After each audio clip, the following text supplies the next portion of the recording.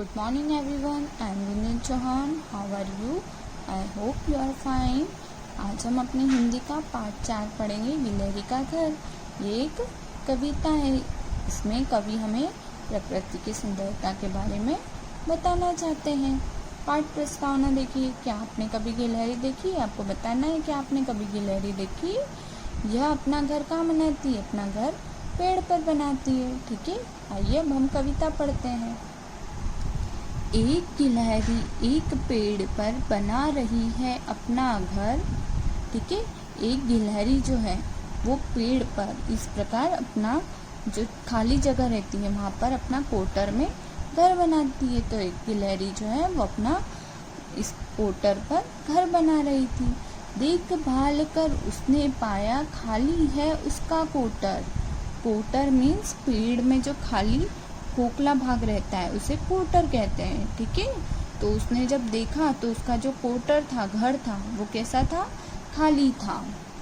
कभी इधर से कभी उधर से फुदक फुदक कर घर घर जाती. फिर उसने पाया कि उसका जो कोटर था वो खाली था. तो फिर कभी इधर के घर में कभी उधर के घर में वो फुदक फुदक के जाती. चितड़ा गुदड़ा सुतली तागा ले जाती जो कुछ पाती. फिर वो सभी घर में इधर उधर फुदकने लगी, जाने लगी और उसे जो भी मिलता. चितड़ा गुदड़ा मतलब फटा फुराना कपड़ा, सुतली बांधने की जो आती है, तागा मतलब डोर, जो कुछ भी मिलता वो लेकर अपने कोटर में आ जाती. ले जाती वह मुंह में दाबे, कोटर में रख रख आती.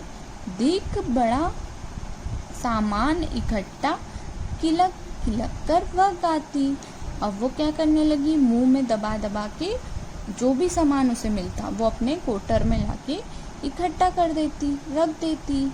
ठीक है, और जब उसने अपने कोटर में देखा कि बहुत सारा सामान हो गया है इकट्ठा, तो वो क्या करने लगी? खुश हो गई और गाने लगी, अपनी पूंछ हिलाने लगी. ठीक है, चितड़े गुदड़े सुतली धागे सबको अंदर फैलाकर, काट कुतर कर एक बराबर एक बनाती वह बिस्तर. फिर उसने जो भी पुराना कपड़ा था, सुतली थी, तागे थे, जो कुछ भी उसे मिला उसने क्या किया? अंदर फैला दिया. उसे कुतर कुतर कर बराबर फैलाकर उसने अपना बिस्तर बना लिया.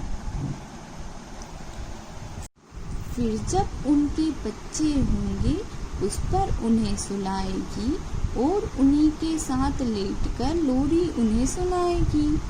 फिर जब उसके बच्चे होंगे गिलहरी के, तो जो उसने बिस्तर तैयार किया है उस पर उन्हें क्या करेगी?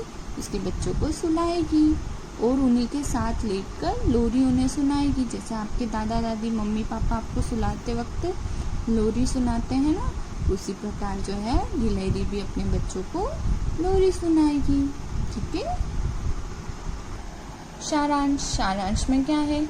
हर जीव अपना घर बनाने की चाह रखता है. पशु पक्षी भी अपना अपना घर बनाते हैं. गिलहरी भी अपने बच्चों के लिए घर बनाती है. उनके लिए वह क्या क्या करती है, यही इस कविता में सुंदर रूप से दर्शाया गया है. इस कविता में कवि हमें बताना चाहते हैं कि हर जीव जो है वो अपना घर बनाने की चाह रखता है. पशु पक्षी भी क्यों ना हो, वो भी अपना घर बनाते हैं, जिस प्रकार गिलहरी ने अपने बच्चों के लिए घर बनाया था. तो इस कविता में कवि हमें यही बताना चाह रहे हैं. ठीक है. पाठ संदेश में भी यही है कि पशु पक्षी भी अपने बच्चों की सुरक्षा के लिए घर बनाते हैं. व्याकरण एक दृष्टि में संज्ञा किसी नाम, जगह, स्थान आदि को संज्ञा कहते हैं. जैसे गिलहरी, पेड़, घर, सुतली, तागा, बच्चे. ओके. सर्वनाम जो संज्ञा के स्थान पर उपयोग किया जाता है. जैसे उसने, उसका, वह, उसके, उन्हें. ठीक है. क्रिया जो हमारे द्वारा की जाती है. जैसे जाती, आती, गाती, सुलाएगी, सुनाएगी. ठीक है. Thank you. का अभ्यास कार्य करेंगे. अब बातचीत करें. मौखिक. कोटर किसे कहते हैं? कोटर किसे कहते हैं? पेड़ के खोखले भाग को कोटर कहा जाता है. गिलहरी कोटर तक अपना सामान कैसे लाती है? गिलहरी कोटर तक अपना सामान मुंह में दबा कर लाती है। वह सामान किस लिए इकट्ठा कर रही थी? गिलहरी जो थी वो किस लिए सामान इकट्ठा कर रही थी? उसके बच्चों के लिए सामान इकट्ठा कर रही थी। ओके। सेकंड, इन प्रश्नों के उत्तर लिखे। अब लिखित आपको ये लिखना है। देखभाल कर गिलहरी ने क्या पाया? देखभाल कर गिलहरी ने यही पाया कि उसका जो कोटर था, ठीक है, वृक्ष का जो खोखला भाग था वो खाली था। ठीक है। घर बनाने के लिए गिलहरी ने क्या क्या इकट्ठा किया? घर बनाने के लिए गिलहरी ने चितड़े, गुदड़े, ठीक है, रस्सी, सुतली इकट्ठा किया। गिलहरी बिस्तर कैसे तैयार करेगी? गिलहरी जो है वो बिस्तर कैसे तैयार करेगी? जो भी उसे सामान मिला था, ठीक है, उसे अपने दांतों से कुतर कुतर कर उसे फैलाकर बिस्तर तैयार करेगी। बच्चों को सुलाने के बाद गिलहरी क्या करेगी? बच्चों को सुलाने के बाद गिलहरी उनके साथ लेटकर उन्हें लोरी सुनाएगी। ओके। थर्ड, सही उत्तर चुने। गिलहरी अपना घर कहाँ बनाती है? गिलहरी अपना घर कहाँ बनाती है? पेड़ की डाल पर, पेड़ की कोटर में, पेड़ की जड़ के पास, घर की खिड़की में। किस कहाँ बनाती है? पेड़ की कोटर में। गिलहरी अपने बच्चों को किस पर सुलाएगी? गिलहरी अपने बच्चों को किस पर सुलाएगी? चटाई पर, खाट पर, बिस्तर पर या कोटर में? किस पर सुलाएगी? बिस्तर पर। फोर्थ, अपठित पद्यांश पढ़कर प्रश्नों के उत्तर दीजिए। अब हम यहाँ पर हमें क्या दिया हुआ है? एक छोटी सी पोयम दी हुई है। हमें इनको पढ़कर, समझकर और फिर कुछ प्रश्नों के जो प्रश्न पूछे उनके उत्तर देना है। चलिए हम पढ़ते हैं। जब है काले बादल छाते, झूम झूम कर जो तुम आते, पंख फैला तुम नाच दिखाते, बरखा का संदेशा लाते। जब क्या होता है? काले बादल छाते हैं, ठीक है, जब वो आते हैं तो तुम भी क्या करते हो? झूम झूम कर आते हो, अपना पंख फैलाकर क्या करते हैं? नाच दिखाते हो। और जो बरखा है वो आती है, उसका संदेशा लाते हो कि अब बरखा आने वाली है। कैसा रूप है तुमने पाया, रंग मनोहर है छिटकाया, सिर पर सुंदर ताज सजाया, तभी तो पक्षी राज कहलाया। फिर यहाँ पे बोल रहे हैं, किसके बारे में बोल रहे हैं? ये मोर के बारे में बोल रहे हैं कि जब काले बादल छा जाते हैं तुम झूम झूम कर आते हो, अपने पंख फैलाकर हमें नाच दिखाते हो, ठीक है, तुमने कितना सुंदर रूप पाया है, रंग मनोहर, ठीक है, तुम्हारे सिर पर एक ताज है, ठीक है, तभी ये ताज की वजह से ही तुम क्या कहलाते हो? पक्षी राज कहलाते हो।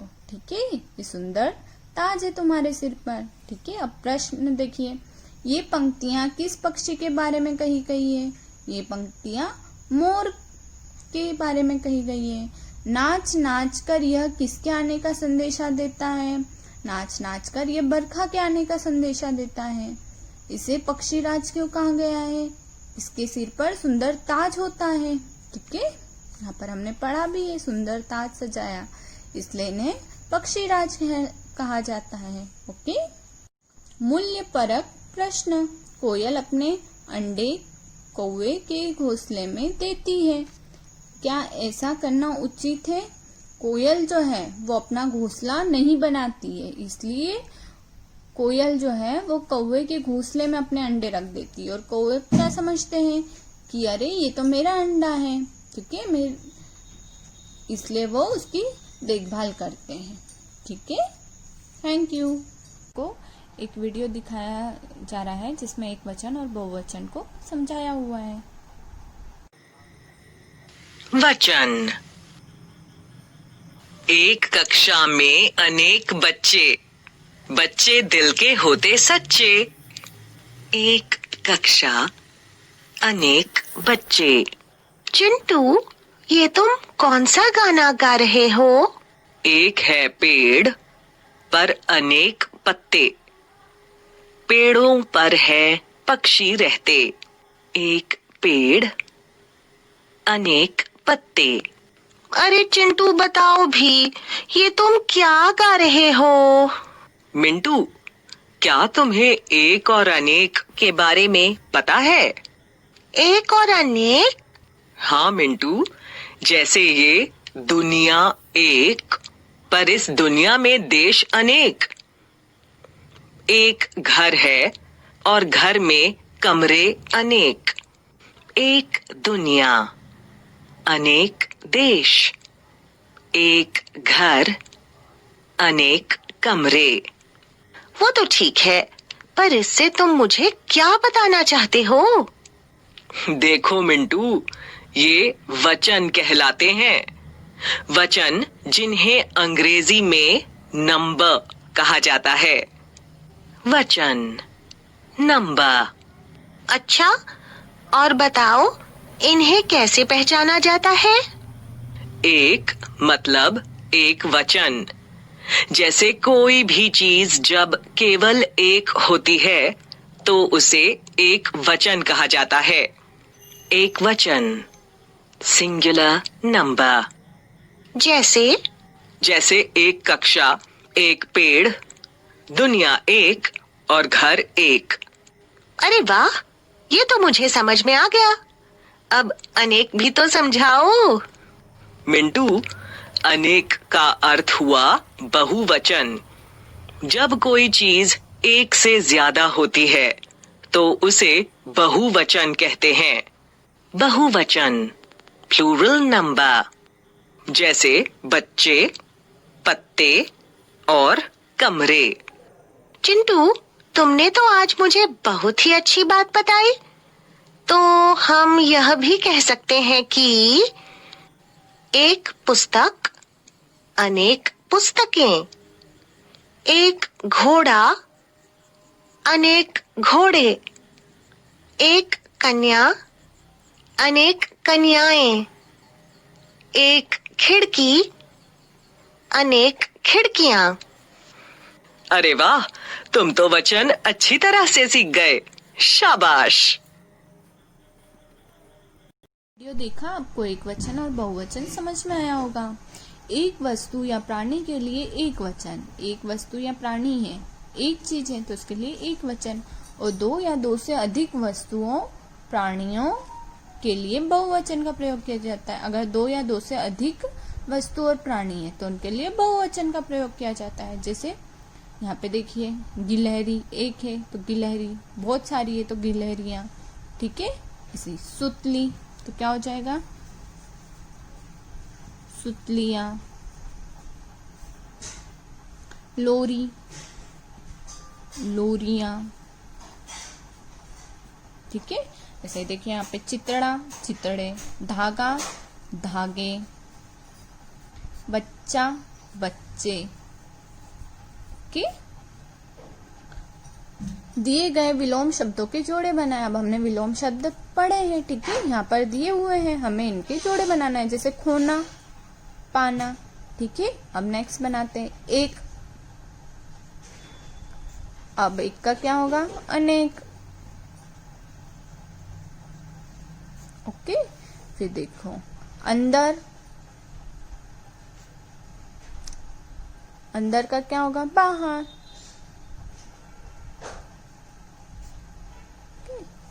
फिर अपना, और फिर क्या आ जाएगा, पराया।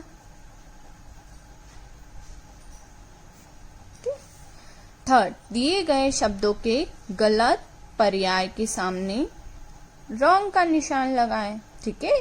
अब हमने पर्यायवाची भी पढ़े हैं, ठीक है। हमें जो गलत है, जो दो सही है एक गलत है, तो गलत पे हमें क्रॉस का निशान लगाना है, जैसे हमें क में बताया गया है। अब देखिए, ख, पेड़, पेड़ का वृक्ष भी होता है और तरु भी होता है, पान नहीं होता है, ओके।